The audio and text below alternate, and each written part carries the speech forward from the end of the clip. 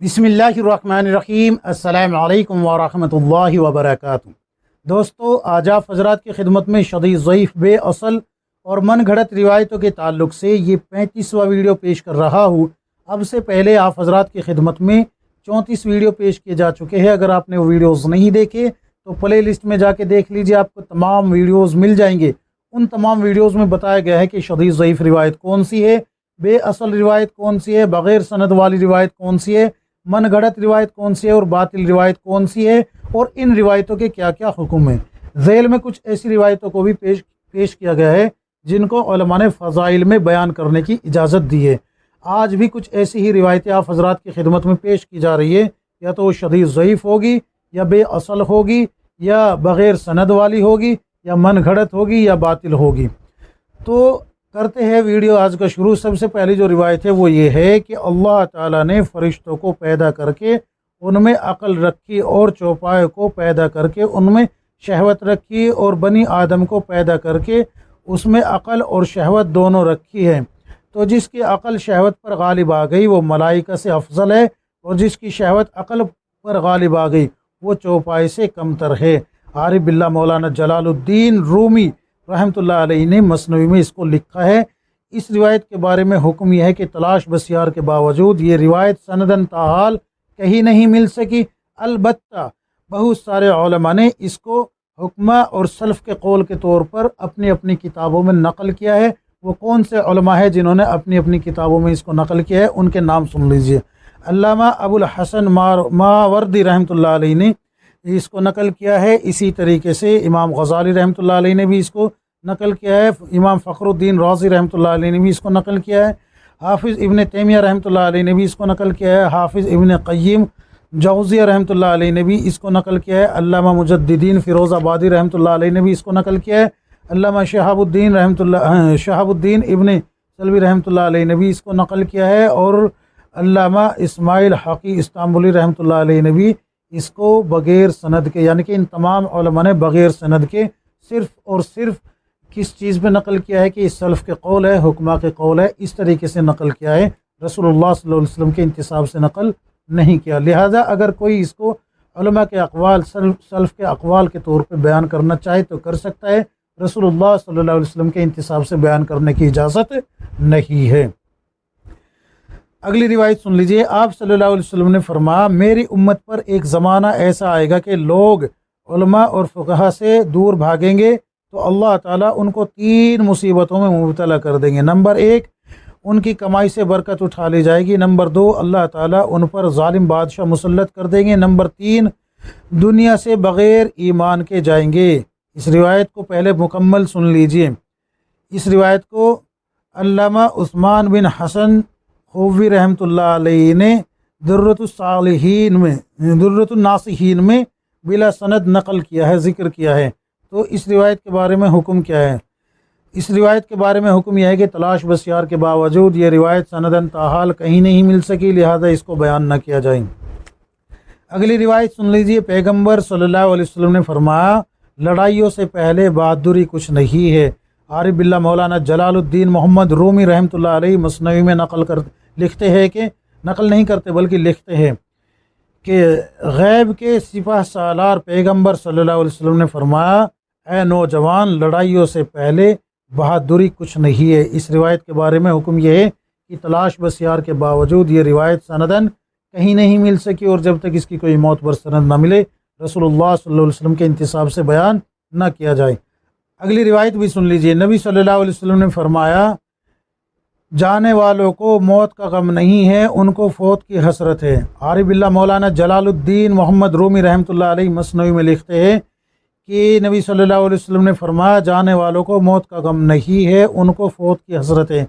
इस रिवायत के बारे में हुक्म क्या है? तलाश बसियार के बावजूद ये रिवायत सनदन ताहाल कहीं नहीं मिल सकी, लिहाजा इसको आप सल्लल्लाहु अलैहि वसल्लम के इंतिसाब से बयान न किया जाए। अलबत्ता इब्न सिमाक रहमतुल्लाह अलैहि का कौल है, ये उस कौल के तौर पे, यानी कि हज़रत इब्न सिमाक रहमतुल्लाह अलैहि के कौल के तौर पे बयान करने में कोई हरज नहीं है। उन्होंने इस तरीके से इसको बयान किया है कि मरने वाले मौत की वजह से नहीं रोते, बल्कि वो हसरत फ़ौत में रोते हैं کیونکہ واللہ ان سے ایک جہاں چھوٹ گیا ہے جہاں سے وہ توشہ نہیں لے سکے، اور وہ ایک ایسے جہاں میں داخل ہو جاتے ہیں جس کے لیے ان کے پاس کوئی توشہ نہیں ہوتا۔ تو ابن سماک رحمۃ اللہ علیہ کے قول پہ اس کو بیان کیا جا سکتا ہے، قول کے طور پہ، آپ صلی اللہ علیہ وسلم کی حدیث کے طور پہ بیان کرنا درست نہیں ہے۔ اگلی روایت بھی سن لیجئے، آپ صلی اللہ علیہ وسلم کا ارشاد ہے، جس نے درود شریف پڑھا تو گویا مجھ پر سارے درود بھیج دیے۔ وہ درود شریف کون سا ہے؟ اللہم صلی علی محمد بعدد کل ذکر الف الف مرہ، اے اللہ محمد صلی اللہ علیہ وسلم پر رحمت کاملہ نازل فرما ان کے ہر مرتبہ ذکر کے عدد کے بقدر لاکھوں مرتبہ۔ اس روایت کے بارے میں حکم کیا ہے؟ تلاش بسیار کے باوجود یہ روایت سندن تاحال کہیں نہیں مل سکی، اور جب تک اس کی کوئی معتبر سند نہ ملے رسول اللہ صلی اللہ علیہ وسلم کے انتساب سے اسے بیان نہ کیا جائے۔ اگلی روایت بھی سن لیجئے، پیغمبر صلی اللہ علیہ وسلم نے فرمایا، مومین بانسری ہے، خالی ہونے کے وقت شور کرنے والی ہے۔ عارف باللہ مولانا جلال الدین محمد رومی رحمۃ اللہ علیہ مثنوی میں لکھتے ہیں کہ جیسا کہ پیغمبر صلی اللہ علیہ وسلم نے فرمایا مومین بانسری ہے، خالی ہونے کے وقت شور کرنے والی ہے، تو اس روایت کے بارے میں حکم یہ ہے کہ تلاش بسیار کے باوجود یہ روایت سندن تاحال کہیں نہیں مل سکی، اور جب تک اس کی کوئی معتبر سند نہ ملے آپ صلی اللہ علیہ وسلم کے انتساب سے بیان نہ کیا جائے۔ اگلی روایت بھی سن لیجئے، ہر مرنے والا ضرور یہ تمنا کرے گا کہ وہ پہلے مر جاتا، نیک تو اس لیے کہ جلد بھلائی کی طرف پہنچ جاتا، اور بد اس لیے کہ بدکاری کم ہوتی۔ عارف باللہ مولانا جلال الدین محمد رومی رحمۃ اللہ علیہ مثنوی میں لکھتے ہیں، اس حدیث کے بیان میں ہر مرنے والا یہ ضرور تمنا کرے گا کہ وہ پہلے مر جاتا، اگر وہ نیک ہے تو اس لیے کہ جلد بھلائی تک پہنچ جاتا، اور اگر بد ہے تو اس لیے کہ اس کی بدکاری کم ہوتی۔ اس روایت کے بارے میں حکم کیا ہے؟ تلاش بسیار کے باوجود یہ روایت سندن تاحال کہیں نہیں مل سکی، لہذا اس کو آپ صلی اللہ علیہ وسلم کے انتساب سے بیان نہ کیا جائے جب تک کہ اس کی کوئی معتبر سند نہ مل جائے۔ اگلی روایت بھی سن لیجئے، پیغمبر صلی اللہ علیہ وسلم نے فرمایا، رزق کا دروازہ بند ہے اور اس پر تالا لگا ہوا ہے، اس کی کنجی محنت، کوشش اور کمانا ہے۔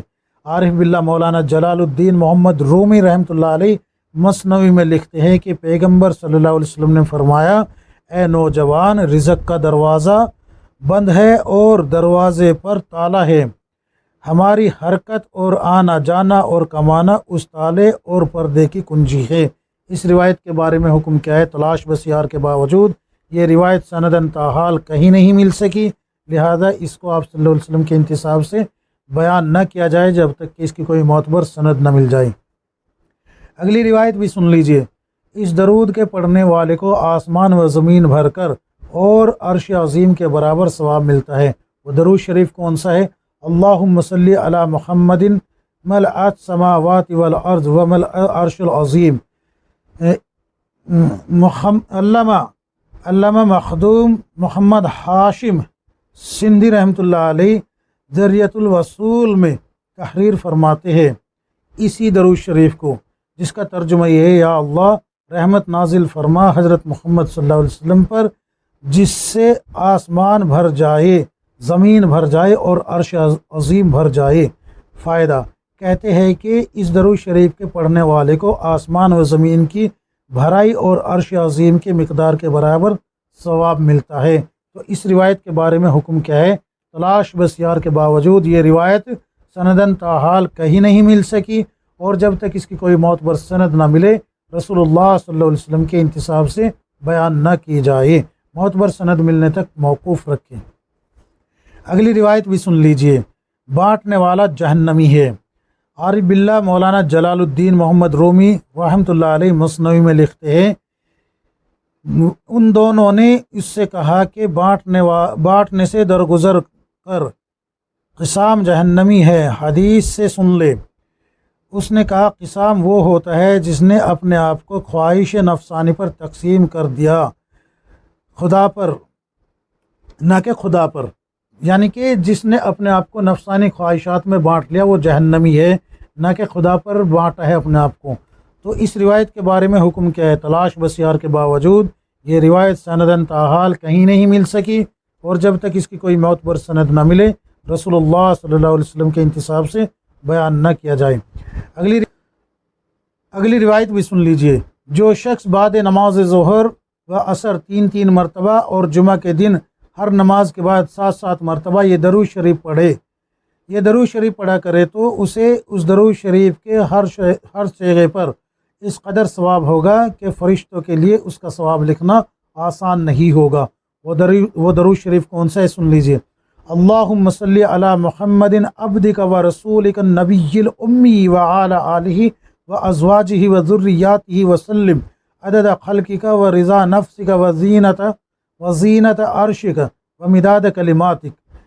اے اللہ اپنے بندے اور رسول محمد امی نبی صلی اللہ علیہ وسلم پر اور ان کی آل اور ان کی ازواج اور ان کی اولاد پر رحمت کاملہ نازل فرما، اور اپنے مخلوقات کی تعداد اور اپنی ذات کی رضا اور اپنے عرش کے وزن اور اپنے کلمات کی تعداد کے بقدر سلامتی نازل فرما۔ اس روایت کے بارے میں حکم کیا ہے؟ تلاش بسیار کے باوجود یہ روایت سندن تاحال کہیں نہیں مل سکی، لہذا اس کو آپ صلی اللہ علیہ وسلم کے انتساب سے بیان نہ کیا جائے۔ البتہ اس کو حافظ ابن حجر عسقلانی رحمۃ اللہ علیہ نے افضل الکیفیات کہہ کر بیان کیا ہے اپنی فتح الباری میں۔ تو اس درود شریف کو اس طریقے سے تو بیان کیا جا سکتا ہے کہ یہ افضل الکیفیات ہے، لیکن یہ جو ثواب اوپر بتایا گیا ہے کہ پڑھنے والے کو اتنا ثواب ملے گا، تو یہ روایت نہیں مل رہی تلاش بسیار کے باوجود۔ لیکن مسلم شریف میں حضرت جویریہ رضی اللہ عنہ خود نقل فرماتی ہے کہ آپ صلی اللہ علیہ وسلم ان کے پاس سے ایک مرتبہ فجر کی نماز کے لیے صبح جلدی ابتدائی وقت میں، یعنی کہ ابتدائی حصے میں باہر تشریف لے گئے، اور جویریہ رضی اللہ عنہ تسبیح کر رہی تھی۔ پھر آپ صلی اللہ علیہ وسلم چاشت کے وقت تشریف لائے تو وہ اسی طرح بیٹھی ہوئی تھی۔ رسول اللہ صلی اللہ علیہ وسلم نے ان سے ارشاد فرمایا کہ تم اسی حال میں ہو جس حال میں میں تمہیں چھوڑ کر گیا تھا۔ جویریہ رضی اللہ عنہ نے فرمایا جی ہاں۔ رسول اللہ صلی اللہ علیہ وسلم نے ارشاد فرمایا میں نے آپ کے بعد 4 کلمات 3 مرتبہ کہے تھے، اگر ان کلمات کو آپ کے آج کے پڑھے گئے کلمات کے مقابلے میں وزن کیا جائے تو یہ کلمات ان پر بھاری ہو جائیں گے۔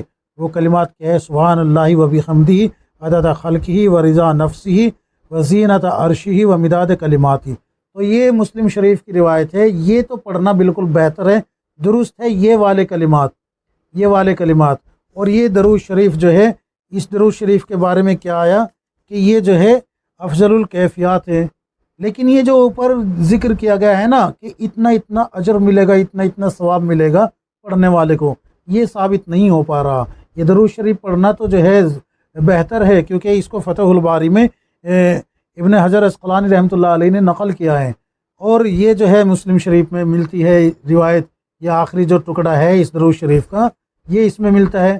تو اس طریقے سے اس کو پڑھنا بالکل درست ہے، لیکن یہ ثواب سمجھ کر پڑھنے سے جو ہے ثابت نہیں ہو پاتا کہ یہ ثواب ملے گا، لہٰذا اس ثواب کی نیت سے نہ پڑھے، بلکہ آپ صلی اللہ علیہ وسلم کو درود شریف اگر پڑھنا ہے آپ کو تو یہ پڑھ سکتے ہیں، لیکن وہ ثواب کی امید نہ رکھے کہ وہ ملے گا، باقی اللہ بہتر جانے کون سا ثواب ملے گا، کتنا ملے گا۔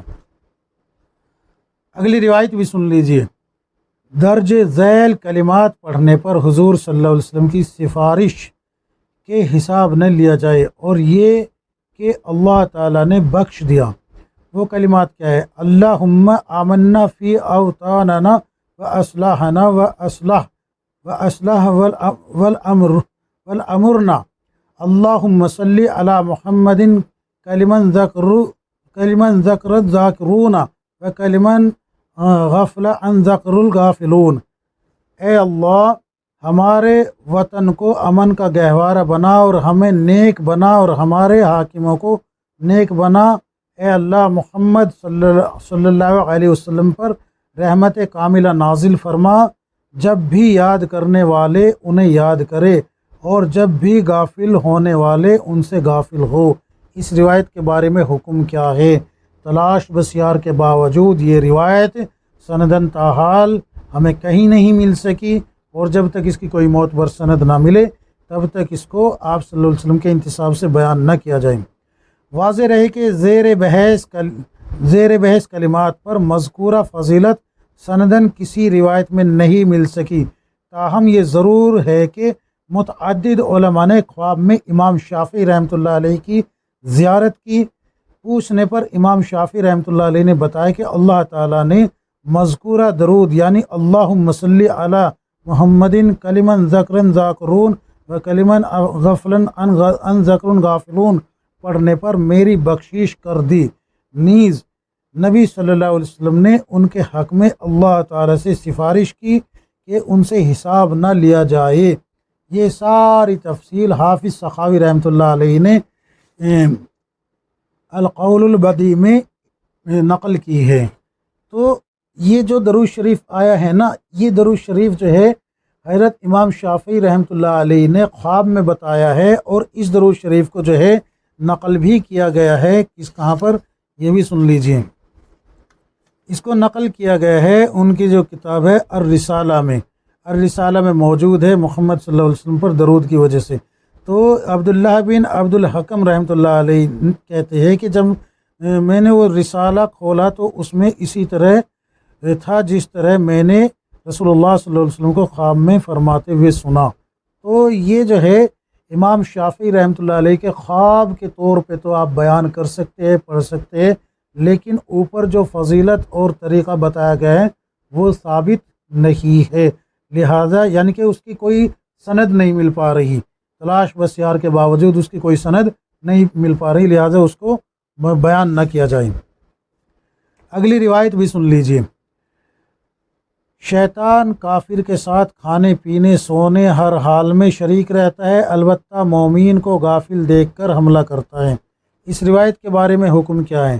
مکمل روایت جو ہے اس طریقے سے ہے، زیر بحث روایت خاص ان الفاظ سے آپ صلی اللہ علیہ وسلم کے ارشاد کے طور پر نہیں ملی، تاہم یہ روایت ان الفاظ سے حافظ ابو نعیم اصبہانی رحمۃ اللہ علیہ نے حلیۃ الاولیاء میں وہاب بن منبہ رحمۃ اللہ علیہ کے قول کے طور پر تخریج کی ہے۔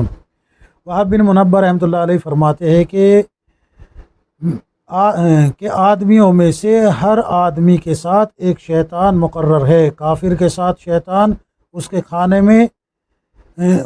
میں سے کھاتا ہے اور اس کے مشروب میں سے پیتا ہے اور اس کے ساتھ اس کے بستر پر سوتا ہے، لیکن مومن سے ذرا دور رہتا ہے، ہر وقت منتظر رہتا ہے جبکہ اس کو ذرا غافل پاتا ہے یا اسے دھوکہ دینے کا موقع پاتا ہے تو فوراً اس پر حملہ کر دیتا ہے۔ شیطان کو آدمیوں میں زیادہ پسند وہ شخص ہے جو زیادہ کھانے والا اور خوب سونے والا ہو۔ تو یہ جو ہے کس کا، وہاب بن منبہ رحمۃ اللہ علیہ کے قول کے طور پر بیان کرنے میں کوئی حرج نہیں ہے، لیکن آپ صلی اللہ علیہ وسلم سے یہ ثابت نہیں ہو پائی۔ البتہ ایک بات اہم ہے، وہ یہ ہے کہ امام مسلم رحمۃ اللہ علیہ نے صحیح مسلم میں ایک روایت نقل کی ہے کہ نبی صلی اللہ علیہ وسلم کی زوجہ حضرت عائشہ رضی اللہ عنہ فرماتی ہے کہ رسول اللہ صلی اللہ علیہ وسلم ایک شب میرے پاس سے گئے تو مجھے آپ صلی اللہ علیہ وسلم پر غیرت آئی، پھر جب آپ صلی اللہ علیہ وسلم تشریف لائے تو آپ نے میرے فعل کو دیکھا تو فرمایا تمہیں کیا ہوا اے عائشہ، کیا تمہیں غیرت آئی ہے؟ میں نے کہا کہ ایسا کیوں نہ ہو کہ میرے جیسی آپ جیسے پر غیرت نہ کرے۔ چنانچہ رسول اللہ صلی اللہ علیہ وسلم نے ارشاد فرمایا کیا تمہارے پاس تمہارا شیطان آیا تھا؟ حضرت عائشہ رضی اللہ عنہ فرماتی ہے یا رسول اللہ کیا میرے ساتھ شیطان ہے؟ آپ صلی اللہ علیہ وسلم نے فرمایا جی ہاں۔ میں نے عرض کیا کیا ہر انسان کے ساتھ ہے؟ آپ صلی اللہ علیہ وسلم نے فرمایا ہاں۔ میں نے عرض کیا اور آپ کے ساتھ یا رسول اللہ؟ تو آپ صلی اللہ علیہ وسلم نے فرمایا ہاں، لیکن میرے رب نے اس کے مقابلے میں میری مدد کی ہے، یہاں تک کہ میں اس سے محفوظ ہو چکا ہوں۔ تو یہ بات بالکل صحیح ہے کہ ہر انسان کے ساتھ شیطان لگا ہوا ہے، اور شیطان جو ہے اس کو جب غفلت میں دیکھتا ہے تو وار کرتا ہے۔ اور یہ جو نقل کیا گیا ہے نا کہ رسول اللہ صلی اللہ علیہ وسلم نے کہا کہ کافر کے ساتھ رہتا ہے، اس کے ساتھ کھاتا ہے، پیتا ہے، سوتا ہے، اور مومین کے ساتھ اس وقت اس سے تھوڑا بچ کے رہتا ہے، تو یہ رسول اللہ صلی اللہ علیہ وسلم کا قول نہیں بلکہ وہب بن منبہ رحمۃ اللہ علیہ کا قول ہے، لہذا وہب بن منبہ رحمۃ اللہ علیہ کی طرف منسوب کر کے بیان کرنے میں کوئی حرج نہیں ہے، لیکن صحیح مسلم میں یہ روایت موجود ہے کہ ہر انسان کے ساتھ شیطان لگا ہوا ہے۔ اگلی روایت بھی سن لیجئے۔ اللہ سبحانہ و تعالیٰ کا ارشاد، اللہ سبحانہ و تعالیٰ ارشاد فرماتے ہیں، جس نے مجھ سے محبت کی میں نے اسے قتل کیا، اور جسے میں نے قتل کیا میں خود ہی اس کی دیت ہوں۔ اس روایت کے بارے میں حکم کیا؟ زیر بحث روایت علامہ شمس الدین محمد بن حمزہ بن محمد فناری رومی حنفی رحمۃ اللہ علیہ نے اس کو نقل کیا ہے، یعنی کہ ذکر کیا ہے، ان الفاظ سے بلا سند ذکر کی ہے۔ مروی ہے کہ اللہ سبحانہ و تعالیٰ ارشاد فرماتے ہیں، جس نے مجھ سے محبت کی میں نے اسے قتل کیا، اور جسے میں نے قتل کیا میرے ذمے اس کی دیت ہے، اور جس کی دیت میرے ذمے ہو تو میں خود ہی اس کی دیت ہوں۔ بعض دیگر مصدار اس طریقے سے بھی ہے۔ زیر بحث روایت علامہ نعمت اللہ بن محمود نخجوانی رحمۃ اللہ علیہ نے فواحتے میں، اور ملا علی قاری رحمۃ اللہ علیہ نے مرقات میں، اور علامہ اسماعیل حقی استانبولی رحمۃ اللہ علیہ نے روح البیان میں، اور علامہ آلوسی رحمۃ اللہ علیہ نے روح المعانی میں بلا سند ذکر کی ہے، یعنی کہ اس کی کوئی معتبر سند نہیں مل رہی۔ تلاش بسیار کے باوجود یہ روایت سندن تاحال کہیں نہیں مل سکی، لہذا آپ صلی اللہ علیہ وسلم کے انتصاب سے بیان نہ کیا جائے۔ اگلی روایت بھی سن لیجئے۔ آپ صلی اللہ علیہ وسلم کا ارشاد، مومن دعا میں خدا سے دوزخ سے پناہ چاہتا ہے، دوزخ اس سے پناہ چاہتی ہے کہ اے خدا مجھے فلاں سے دور رکھ۔ عارف باللہ مولانا جلال الدین محمد رومی رحمۃ اللہ علیہ مثنوی میں فرماتے ہیں، لکھتے ہیں کہ حدیث شریف میں آیا ہے کہ مومن دعا میں خدا سے دوزخ سے پناہ چاہتا ہے، دوزخ اس سے دل جاں سے پناہ چاہتی ہے کہ اے خدا مجھے فلانے سے دور رکھ۔ اس روایت کے بارے میں حکم کیا ہے؟ تلاش بسیار کے باوجود یہ روایت سندن تاحال کہیں نہیں مل سکی، لہذا اس کو آپ صلی اللہ علیہ وسلم کے انتصاب سے بیان نہ کیا جائے۔ اگلی روایت بھی سن لیجئے۔ ایک صحابی رضی اللہ عنہ کا ایک صحابی رضی اللہ عنہ کا شبہ کے ساتھ سوچنا کہ رسول اللہ صلی اللہ علیہ وسلم مسجد زرار کے معاملے میں پردہ پوشی کیوں نہیں کرتے، پھر اسی فکر میں صحابی کا سو جانا اور خواب میں مسجد زرار کو گند سے بھرا ہوا دیکھنا اور اس کے پتھروں سے دھواں کا اٹھنا، اور اس دھوئیں کا صحابی رضی اللہ عنہ کے حلق میں جانا، اور پھر صحابی کا اپنے اوپر افسوس کرنا۔ دیکھیے یہ بڑی طویل واقعہ ہے، اس طویل واقعے کا خلاصہ یہ نکلتا ہے کہ تلاش بسیار کے باوجود یہ جو خواب ہے نا، اس کے بارے میں بات کی جا رہی ہے یہاں پر، اس خواب کے بارے میں تلاش بسیار کے باوجود یہ روایت سندن تاحال، اس سیاق و سباق سے سندن تاحال کہیں نہیں مل سکی، اور جب تک اس کی کوئی معتبر سند نہ ملے اس کو رسول اللہ صلی اللہ علیہ وسلم کے انتصاب سے بیان نہ کیا جائے۔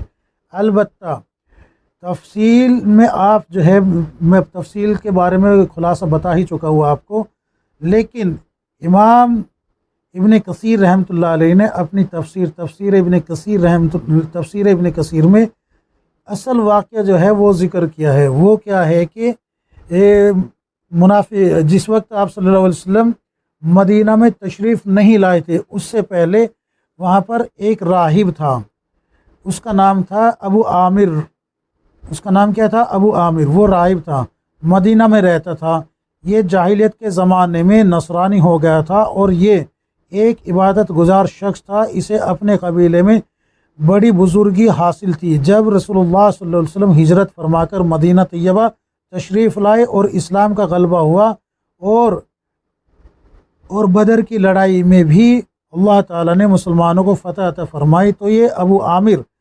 راہب دشمنی پہ اتر آیا اور مدینہ سے بھاگ کر کفار مکہ اور مشرکین قریش سے جا ملا، اور انہیں رسول اللہ صلی اللہ علیہ وسلم کے خلاف جنگ کرنے پر ابھارنے لگا، یہاں تک کہ عرب کے سارے قبیلے اکٹھے ہو گئے اور پھر جنگ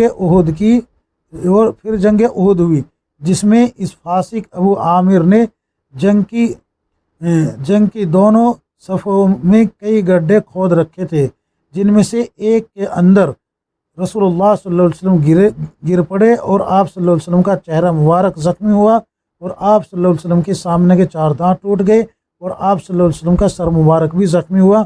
پھر اس ابو عامر نے آگے بڑھ کر اپنی قوم انصار کو مخاطب کیا اور اپنی موافقت کی دعوت دی، تو انصار نے کہا اے فاسق، اے اللہ تعالیٰ کے دشمن، ہرگز نہیں، اور اسے سب و شتم کیا، تو وہ یہ کہتا ہوا واپس لوٹا کہ میرے بعد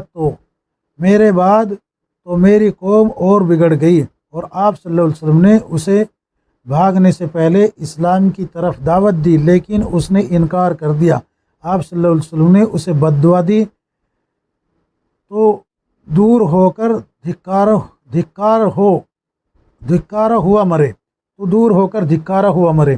چنانچہ جنگ احد کے بعد روم کے بادشاہ ہرقل کے پاس گیا اور اس سے آپ صلی اللہ علیہ وسلم کے خلاف مدد مانگی، تو ہرقل بادشاہ نے اس سے وعدہ کیا اور یہ ابو عامر وہیں ٹھہر گیا اور اپنی قوم انصار میں سے جو منافقین تھے ان کی طرف خط لکھا کہ میں لشکر لے کر آ رہا ہوں جو رسول اللہ صلی اللہ علیہ وسلم سے قتال کرے گا اور غالب ہوگا، اور ان کو حکم دیا کہ اپنے لیے کوئی پناہ کی جگہ بھی بناؤ۔ چنانچہ اس کے حکم پر منافقین نے مسجد قباء کے قریب ہی ایک مسجد بنا ڈالی اور رسول اللہ صلی اللہ علیہ وسلم کے تبوک نکلنے سے پہلے ہی فارغ ہو گئے، اور پھر رسول اللہ صلی اللہ علیہ وسلم کے پاس آئے کہ آپ صلی اللہ علیہ وسلم ہماری مسجد میں نماز برکت کے لیے نماز پڑھا دے، اور ساتھ میں یہ عذر بھی بیان